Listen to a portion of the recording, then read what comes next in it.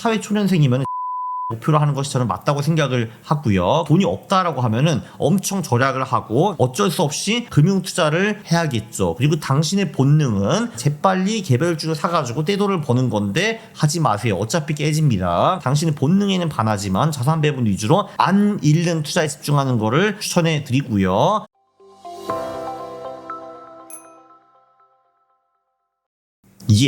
안녕하십니까 할러님들, 강원국입니다. 제가 오랜만에 왕초보 영상을 하나 찍었습니다. 기본적으로 우리가 투자할 수 있는 메인 자산이 부동산, 주식, 코인 뭐 이런 게 있잖아요. 뭐부터 사야 하는가 왕초보 영상을 하나 찍었습니다. 지금 집 사는 호구라고 하고 주식은 무섭고 코인은 사기 아니냐 이런 식으로 얘기가 많이 나오고 있죠. 투자는 일단은 선택이 아니고 생존을 위한 필수입니다. 우리가 노동을 하면요 일시적으로 수익이 나오겠죠. 근데 그거를 안 쓰고 아무리 열심히 모아봤자 인플레이션 때문에 그 돈의 가치는 똥이 됩니다. 이거를 꼭 외워두세요. 내 돈 가치는 10년에 반토막 난다 라고 보시면 될 것 같습니다. 그럼 20년에는 그게 4분의 1 토막이 되는 거고요. 30년이 지나면은 8분의 1 토막이 되는 겁니다. 네, 우리가 뭐 주장하는 게 인플레이션이 2% 이렇게 주장을 하는데 그거 새빨간 거짓말입니다. 한번 집값을 보세요. 1980년부터 2025년까지 AI에 따라 가지고 뽑아준 금액이 좀 다르기는 한데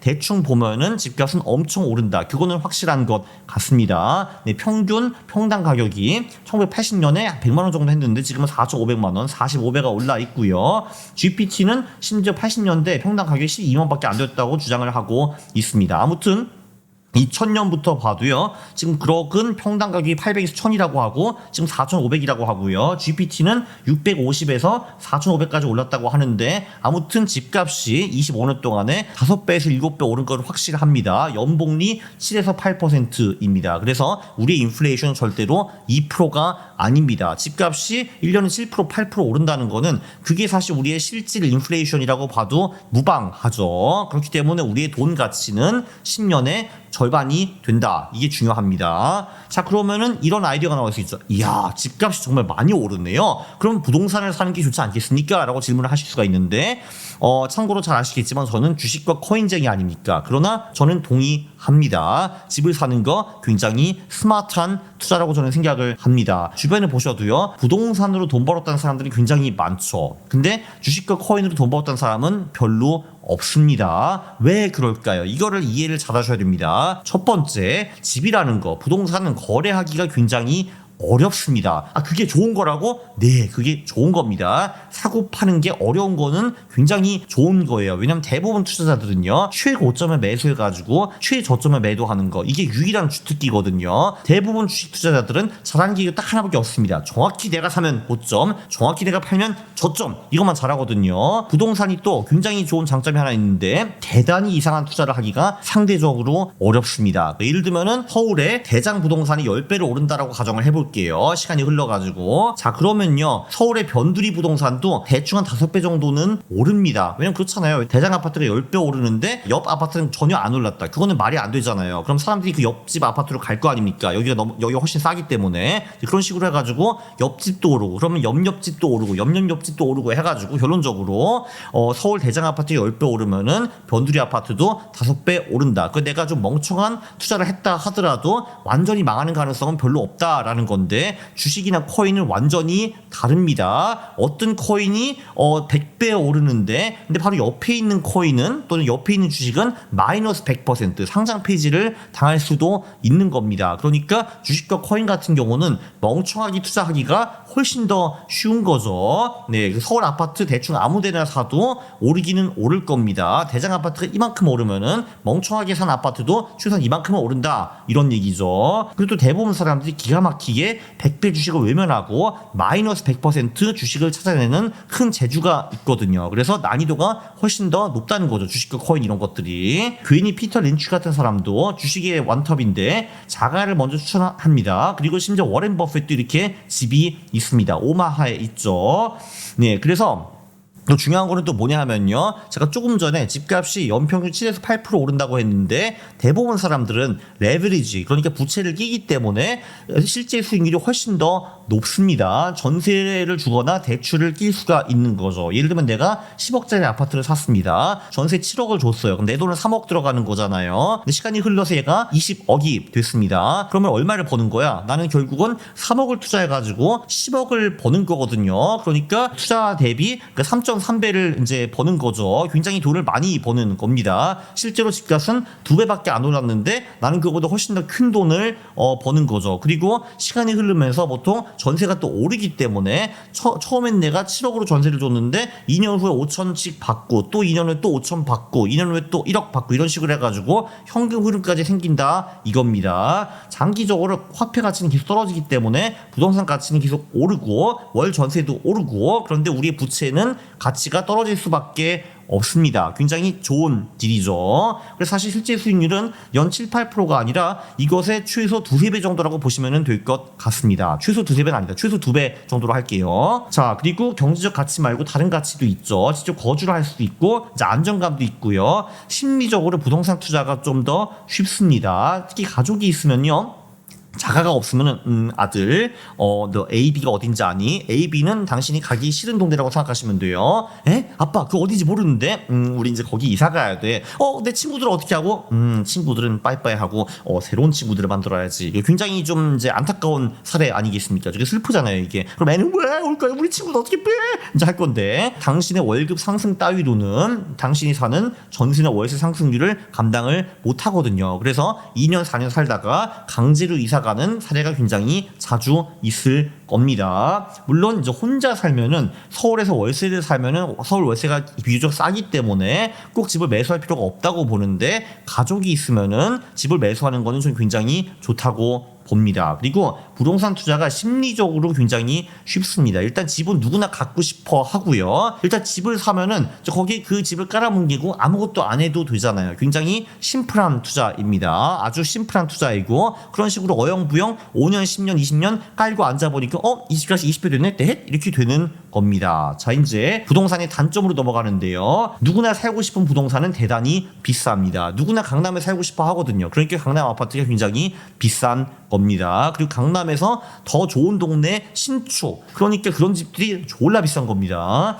그리고 거래 비용이 크고 분산 투자가 어렵고요. 정부 규제에 취약한 리스크도 분명히 다 맞습니다. 그래도 제가 보기에는 부동산, 주식, 코인 중에 이 세 개 중에 딱 하나만 살 수 있다라고 하면은 부동산이 저는 맞다고 봅니다. 저는 참고로 주식과 코인쟁이인데 이 말을 하는 겁니다. 방법은 두 가지가 있죠. 계속 사람이 살 수밖에 없는 곳에 시세 차익 노리기가 하나 있고요. 그러니까 한마디로 좋은데 아파트 사라는 거죠, 한마디로. 네, 또는 월세 수익률이 대출 금리보다 높은 부동산들도 있거든요. 그러니까 내가 4% 돈을 빌려가지고 월세 수익률은 7, 8%야 이런 데도 있거든요. 그런데 사가지고 내가 8% 벌어서 4% 주면 나한테 현금 흐름이 떨어지잖아. 이걸 노리는 방법도 있습니다. 이게 좀 더 난해하겠죠, 아무래도.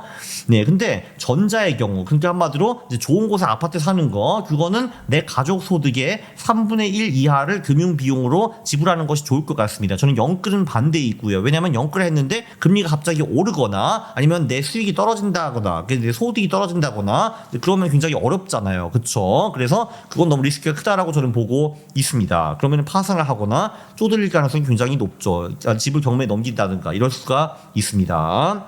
자, 그런데 이제 부동산을 살 돈이 없는 경우가 굉장히 많겠죠. 또는 이미 샀을 수도 있고요. 한 채를 이미 샀을 수도 있고요. 또는 금융투자를 굉장히 잘하는 사람일 수도 있는 거죠. 저도 부동산이 없거든요. 왜냐면 난 금융투자를 잘하거든요. 근데 대부분 사람들은 금융투자를 잘 못합니다. 아무튼 요 세 개 사례가 있잖아요. 이때는 금융자산으로 넘어가는 게 맞는 것 같습니다. 주식, 코인, 채권, 금 뭐 이런 거죠. 자, 일단 금융자산의 장점은요. 일단 소액으로 도전이 가능합니다. 10만 원, 100만 원으로 시작을 할 수가 있죠. 그리고 금융 투자를 잘하면은 일단 자산 배분으로 분산 투자해가지고 리스크를 많이 줄일 수도 있고, 또는 훌륭한 개별 자산을 사가지고 큰 수익을 낼 수도 있습니다. 부동산보다 더 많이 벌 수도 있어요. 엔비디아 100배 오르고 막 그랬잖아요. 그죠? 그리고 거래 비용도 낮고요. 운영이나 관리 같은 거 안 해도 되고요. 집 같은 경우 가끔 가가지고 수리해주고 이래야 되잖아요. 그런 거 안 해도 되고, 그리고 국내 주식과 코인이 심지어 비과세입니다. 그리고 이 금융자산 투자를 잘 하면은 가끔 터무니없이 싸게 자산을 살 수 있는 기회도 옵니다. 금융위 같은 거 오면은 정말 우량주들도 완전 저평가되고 이런 경우도 가끔 있거든요. 물론 그거는 당신이 그만큼의 안목이 있어야 합니다. 네, 근데 문제가 뭐냐면요, 금융 투자를 잘하는 놈이 별로 없고요. 이거는 100년 후에도 별로 안 변할 겁니다. 왜냐하면은 금융자산 투자를 잘한다는 것은요, 인간 심리에 반한다는 것, 이게 가장 큰 어려움입니다. 그래서 다시 한번 팩트, 주식 코인으로 망했다는 인간들이 당신 주변에도 굉장히 많죠. 부동산으로 돈 벌었다는 인간들도 많이 보셨을 겁니다. 일단 거래를 자주 쉽게 할 수 있다는 것이 제가 보기에는 오히려 장점이 아니라 단점입니다. 다시 한번 말씀드리지만 대부분 투자자가 유일하게 잘하는 거 고점 매수, 저점 매도이죠. 그리고 투자를 잘하려면은 공부를 해야 됩니다. 왜냐하면은 부동산은 다시 한번 말씀드리지만 대장주 아파트가 10배 오르면은 그냥 딴 거 아무거나 사도 5배는 오르거든요. 근데 주식은 안 그렇거든. 엔비디아가 100배 올랐다 해도 엔비디아한테 경쟁에서 진 기업은 파산해가지고 마이너스 100%가 나올 수도 있습니다. 그리고 손절도 해야 되지, 오를 때 사야지 추세 추종이 가능하지, 물타기 하면 안 되지, 리스크 관리도 해야 되지, 이런 걸 다 해야 되는데 이게 어렵거든요. 이 모든 것이 심리적으로 상당히 불편합니다. 그래서 대부분 사람들은 심리적으로 편한 투자를 합니다. 공부를 일단 절대 안 하죠. 그리고 일단 올인을 합니다. 올인을 한 다음에 존버를 하고 얘가 떨어지면 오기에 차가지고 새로 돈을 가져와가지고 물타기까지 하고 결과는 처참하고 거지가 됩니다. 이게 대부분의 주식과 코인 투자자의 디폴트 옵션이죠, 이게. 그래서 주식과 코인의 난이도는 일단 또 승자 독식이라는 거죠.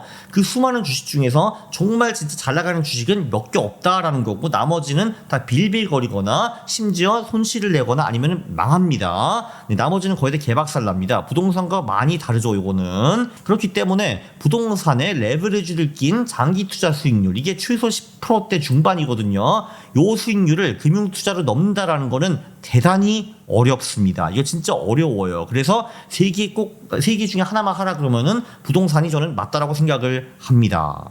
네, 참고로 그럼 나는 왜 주식과 코인을 하고 부동산을 안 하느냐? 난 잘하거든. 넌 못하잖아. 코인은 이제 그 거래가 더 쉽고 레버리지를 끼기도 쉽죠. 선물 같은 경우로. 그리고 변동성 때문에 심리적으로 더 불편한 자산입니다. 주식보다 더 불편해요. 그래서 영이 되는 사람이 더 많고 잘하는 놈이 더 적습니다. 일단 주식으로 전업 투자를 하면 망할 때까지는 5년 걸리는데 이제 코인은 5개월밖에 안 걸린다. 뭐 이런 거죠. 그리고 그 수백만 개 코인 중에서 솔직히 비트코인만 장기적으로 미래가 있고요. 알트코인은 다 쓰레기입니다. 이더리움, 솔라나도 저는 마찬가지라고 보는 사람입니다.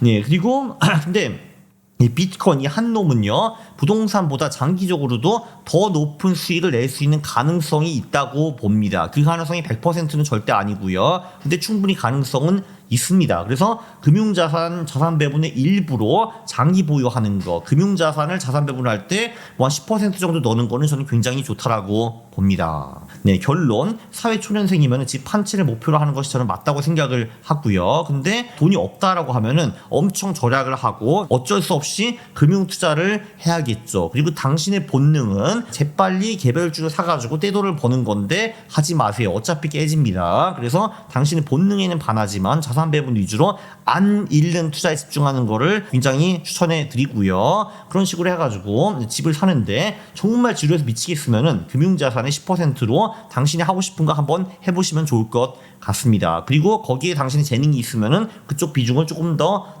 높이는 것도 나쁘지 않겠죠. 그래서 아무튼 금융 비용을 3분의 1 미만으로 집을 사고요. 근데 너무 고평가된 구간만 피하는 것이 좋을 것 같고, 리치코 같은 데 보면은 지금 아파트가 고평가되어 있는지 아닌지 그거를 잘 알려드립니다. 이제 집을 하나 샀다고 치면은 그 후에 모으는 돈은 다시 금융 투자를 하는 것이 나쁘지 않겠죠. 왜냐면 부동산이 좋다고 해가지고 2채, 3채, 50채, 100채 사는 거는 또 부동산도 단점 장점이 있기 때문에 바람직하지 않다고 생각을 하고요. 일단 한 채 사놓고 나머지는 금융자산으로 자산 배분을 하는 게 어떨까? 그게 이제 개인적인 생각입니다. 그거를 자산 배분을 하든지 아니면 개별 자산도 한번 도전해 보든지 그거는 당신의 선택입니다. 저 기특하지 않습니까? 사회 초년생을 위해서 전체 투자 로드맵을 다 잡아드렸잖아요. 와우. 나중에 이런 식으로 10억, 20억 쌓으시면은 저한테 좀 오셔가지고 치킨 좀 사주시고 그럼 굉장히 좋을 것 같습니다. 네, 굉장히 유익한 영상이었으니까 구독과 좋아요 부탁드리고요. 싫어요를 누르시면 제가 매우 싫어합니다.